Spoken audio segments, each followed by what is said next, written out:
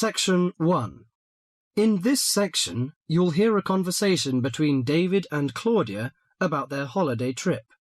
First, you have some time to read questions 1 to 5.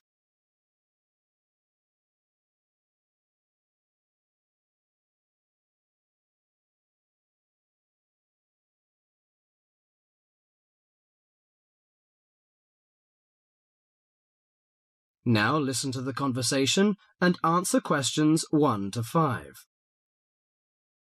Well, Claudia, our first semester at university is almost over. I can't wait for the holidays. Oh, me too. Why don't we go somewhere far away and forget about lectures and essays and all that hard work? Sounds good to me. How about if we go to the coast?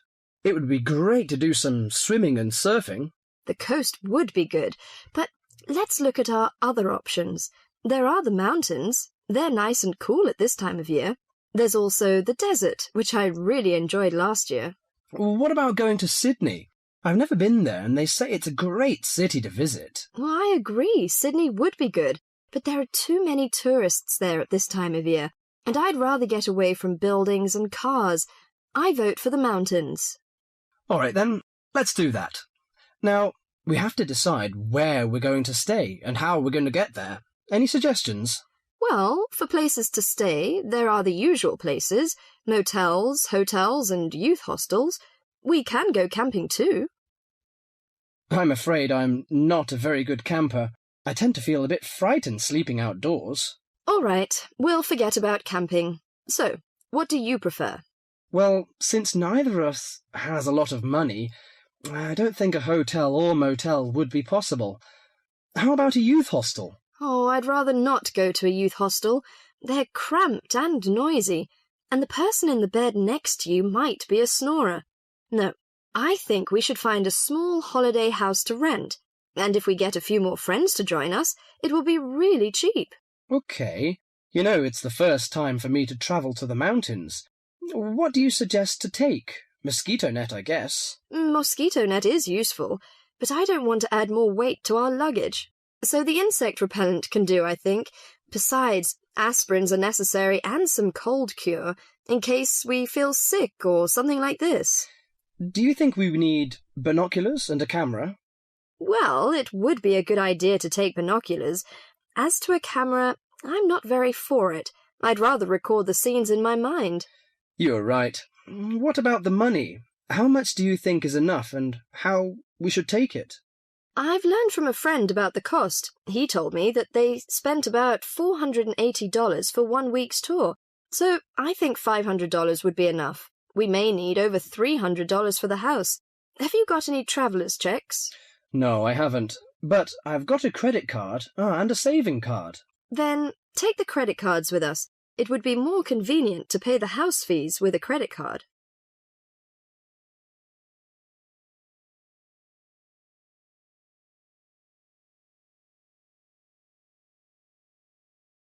Before the rest of the conversation, you have some time to read questions 6 to 10.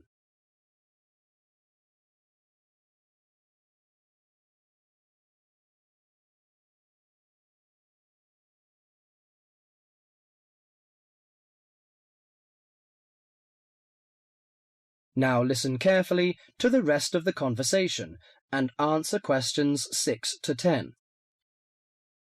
Oh, I nearly forgot the date. How long will we have before we have to be back here on campus? Under a week, I think. We'll leave on the 14th of April and come back on the 21st, because you know we'll start to study on the 22nd. Do you know the definite locations of some holiday houses?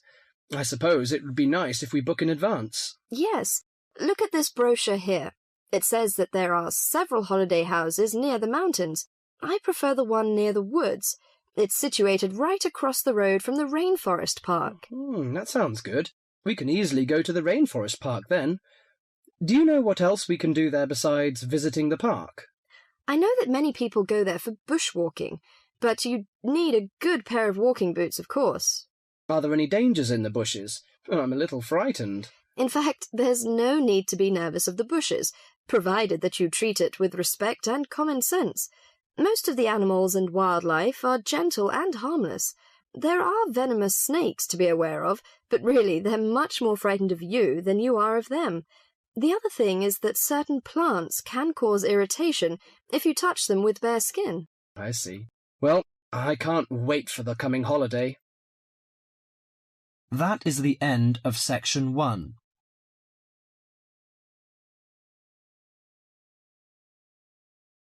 You now have half a minute to check your answers.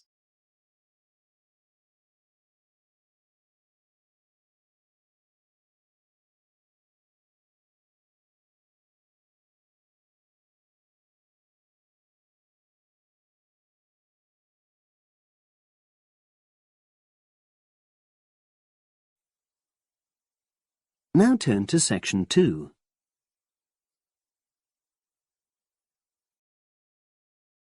Section 2. You will hear part of a podcast for visitors to the popular holiday region called the Trelaw Valley. First, you have some time to look at questions 11 to 14.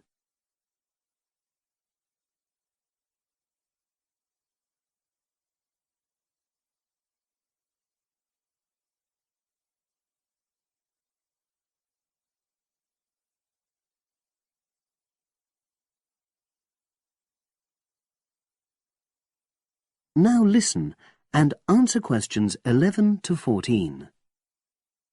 The valley and estuary of the River Trelaw forms an unspoilt, beautiful landscape, rich in both wildlife and sites of historic interest. There are many ways to explore the area, and public transport links are good. It is possible to leave your car behind and travel by boat, train, or bus, with just short walks in between stops. The Trelaw Valley Passenger Ferry runs between villages along the river estuary and provides a link with a train station at Barry, which is about 10 minutes' walk from the riverside village of Calton. In the past, the river was the main form of transport in the area, and as in the past, today's ferry service operates according to nature. The river estuary is tidal, and so the ferry timetable differs from day to day, according to the times and height of the tide. The ferry is also seasonal, normally running between April and September, depending on the weather. A timetable for the whole year can be downloaded from the internet by visiting www.trelawferry.co.uk. If you just want to sit and relax and enjoy the lovely scenery, you can take a river cruise to Calton and back from the nearby city of Plymouth. In the past, steamships brought early tourists along the same route. Queen Victoria and her family enjoyed such a trip in 1856. The journey is quicker these days. The round trip takes between 4 and 5 hours, depending on tides and weather. If you prefer, you can travel upriver by boat and return to Plymouth by train. All cruise boats and trains have wheelchair access. For more information and for departure times, ring Plymouth Boat Cruises on 017-528-23104. Trains run several times a day throughout the year between Calton and Plymouth, with various stops in between. They are used by both local commuters and tourists who want to enjoy the beautiful scenery. The highlight of the journey is crossing the river on the stunning viaduct, which was built at the beginning of the 20th century and towers 120 feet over the water. It is unnecessary to book, and tickets can be bought on the train. For information about fares and timetables, contact National Rail Enquiries by phone or online. The bus service in the Trelaw Valley now connects all train stations and villages in the area. Especially for holidaymakers, there's a Rover ticket which can be used at weekends and on national holidays and allows unlimited journeys on those days. The Rover ticket provides great value for money and is now even cheaper than it was last year. An adult ticket costs £5.50 a day. Senior citizens can travel for £4.50, and a family ticket for up to 5 people costs just £12. Tickets can be bought on the bus. Now you have some time to look at questions 15 to 20.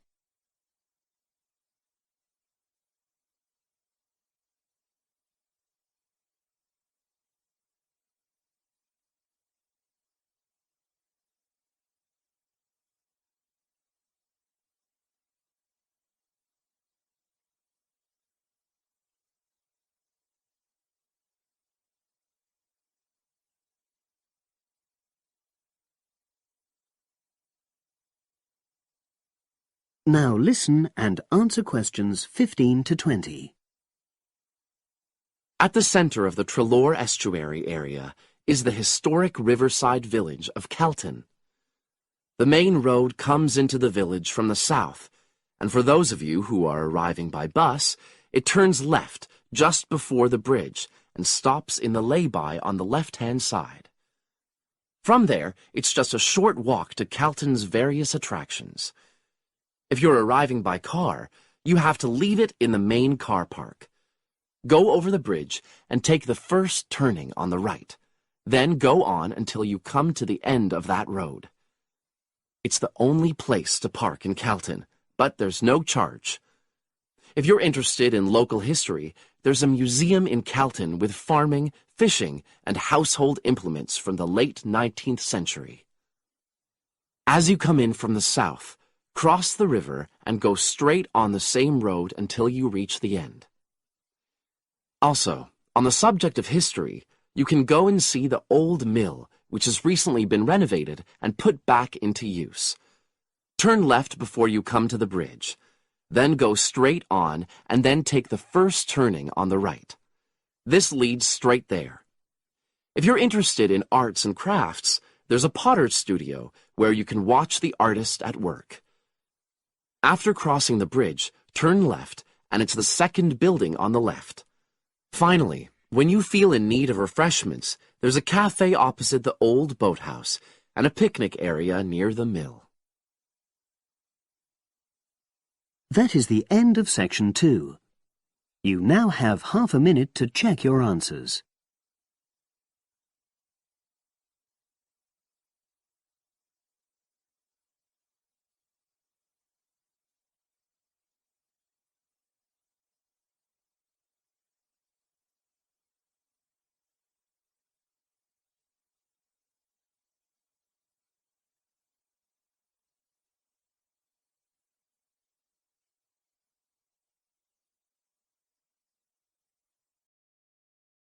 Section 3. In this section, you'll hear 2 students discussing a survey they have to write as an assignment. First, you have some time to read questions 21 to 30.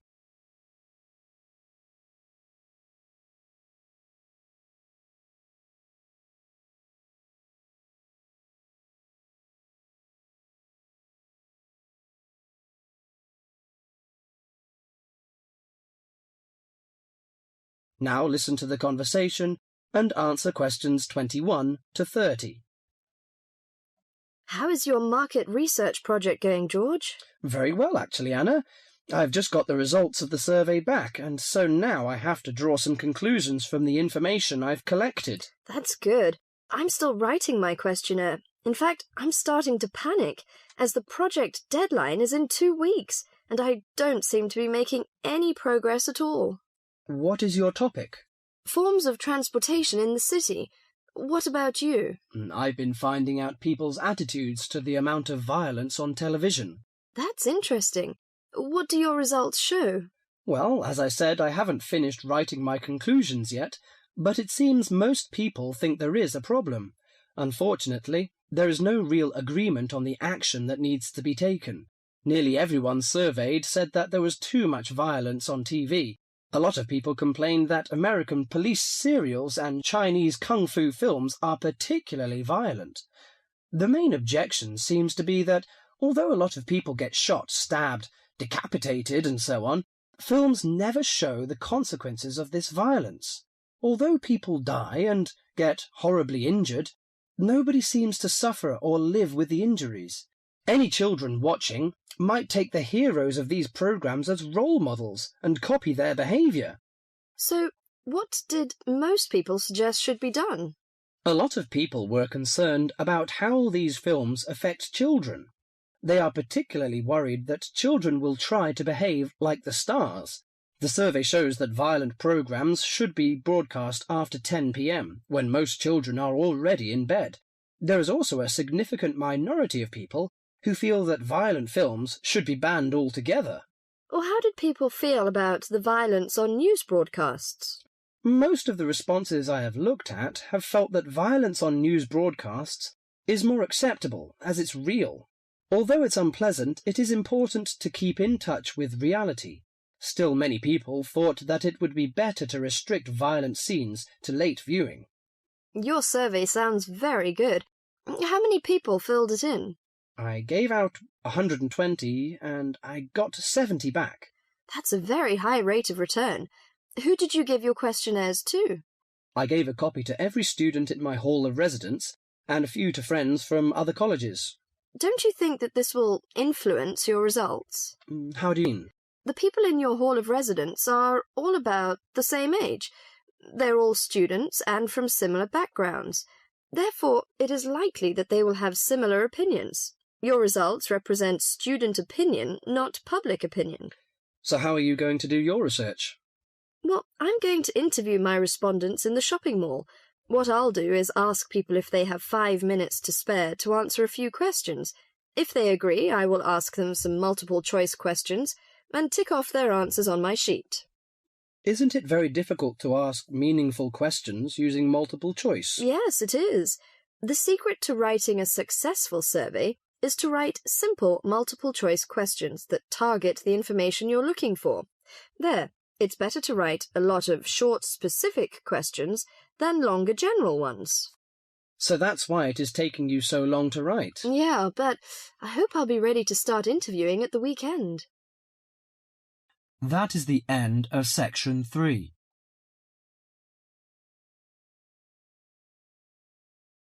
You now have half a minute to check your answers.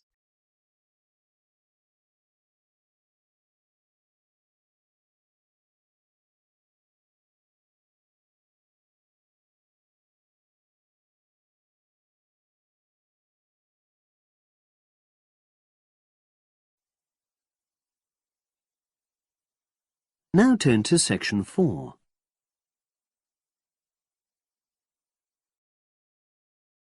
Section 4. You will hear a psychology undergraduate describing the research she is currently doing on expertise in creative writing. First, you have some time to look at questions 31 to 40.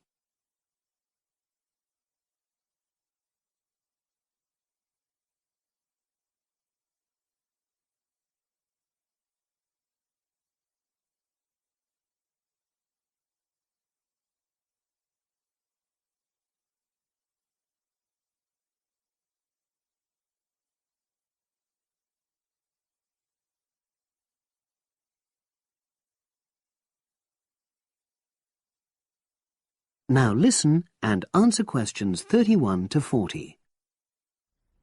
For my short presentation today, I'm going to summarise the work I've done so far on my research project to explore expertise in creative writing. Essentially, I'll share with you the process I underwent to gather my interim findings. First of all, I should give a little relevant background information about myself. Before I started my current degree course in cognitive psychology, I studied English literature, and as you can imagine, this meant I spent a great deal of time thinking about the notion of creativity and what makes people develop into successful writers. However, the idea for this research project came from a very specific source. I became fascinated with the idea of what makes an expert creative writer when I read a well-known 20th century writer's autobiography. I won't say which one at this stage, because I think that might prejudice your interpretation. Anyway, this got me thinking about the different routes to expertise. Specifically, I wondered why some people become experts at things whilst others fail to do so, in spite of the fact that they may be equally gifted and work equally hard. I started to read about how other researchers had explored similar questions in other fields. I began to see a pattern that those studies which involved research in a lab were too controlled for my purposes, and I decided to avoid reading them. I was quite surprised to find that the clearest guidance for my topic came from investigations into what I call practical skills, such as hairdressing or waiting tables. Most of these studies tended to use a similar set of procedures, which I eventually adopted for my own project.